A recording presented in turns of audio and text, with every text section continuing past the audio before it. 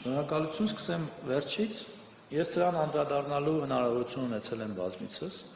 Ես նշել եմ, որ այս հարցերը կարգավորելու են սահմանազատման և սահմանագծման հանձնաժողովի աշխատանքների շրջանակներում և այդ դիրքորոշումը փոփոխության չի ենթարկվել, սա կառավարության դիրքորոշումն է ըստ էության, որը ես ամբողջությամբ բնականաբար կիսում եմ և կարծում եմ սա այն լուծումն է, որը կապահովի երկարաժամկետ խաղաղություն մեր տարածաշրջանում։ Ինչ վերաբերում է մյուս հարցին, նախ բանակը ոչ մի կերպ չի կարող ներքաշվել քաղաքական պրոցեսների մեջ։ Սա ես բացառում եմ ամբողջությամբ։ Այն ինչ արձանագրվել է մեր մի շարք գործընկերների կողմից, դա ըստ էության ոչ աշխատանքային օրը, ոչ քաղաքական միջոցառման մարդու ցանկության մասնակցությունն է։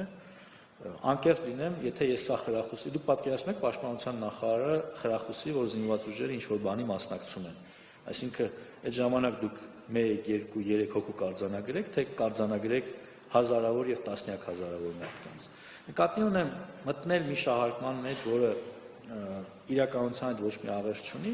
կարծում եմ ճիշտ չի։ Ես պաշտոնապես հերքում եմ զինված ուժերի մասնակցությունը որևէ քաղաքական ակցիայի։ Ինչ վերաբերում է ձեր կողմից նշած ինստիտուտի կողմից ինչ-որ որոշումներ ընդունելուն, ես նման ինստիտուտ չեմ ճանաչում և բացառում եմ, որ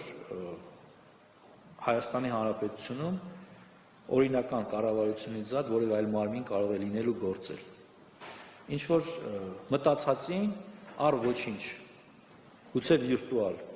մարդիկ իրենց վիրտուալ որոշումներով